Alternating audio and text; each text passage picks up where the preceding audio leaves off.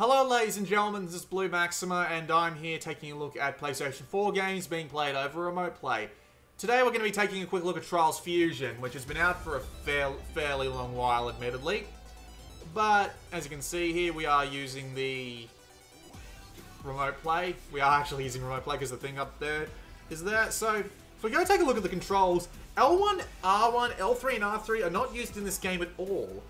I mean, you do have to use them in order to do stuff like get into the DLC screen, and for the track editor you'll need to use every button on the controller that there is. It's just a little bit strange, honestly, because that's up there, that will still be displayed even in a race. So if you want my personal recommendation, turn the touch feedback for the rear touchpad off while you're playing Trials Fusion, because it just gets in the way. It really does. And it serves absolutely no purpose. So like, we'll just go and hop into a track real quick. I'm going to pick something that I know I'm fairly decent at because... Actually, no, I'll go into Urban Sprawl. I'm going to pick something that's a medium, but at the same time I'm actually decent at, just to be safe, because I don't want to look like a complete fool. So we're just going to hop into the Skyscraper Showdown.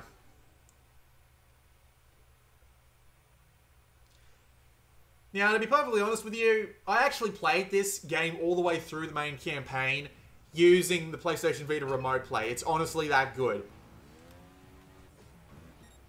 And I'm terrible. So, it really is that good though, honestly. I mean, it does take a little bit to get used to a little bit of the restriction of the controls you get from having a smaller analog stick. But once you do get used to it, you'll be flying through the tracks like you were on a PlayStation 4 pad. Forgot how this track works, honestly. So the game's very simple. The only controls are that you have to shift your weight left and right in order to accelerate your rider through all the crazy courses. The circle is set to reset your checkpoint, and you tap on the left side of the touchscreen in order to restart the match. I've heard some people have actually had problems with this because their fingers are fat or something along those lines, fat or sweaty.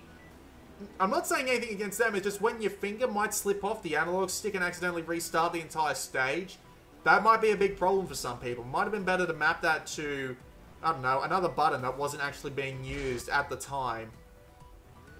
Maybe like down on the D-pad or something. Then again, you can also use the D-pad as a control method as well, but who in their right mind would use the D-pad on Trials Fusion?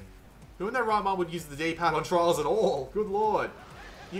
This game absolutely lives and dies on its being able to make even the most minor of adjustments to do the most major of things on the extreme tracks, and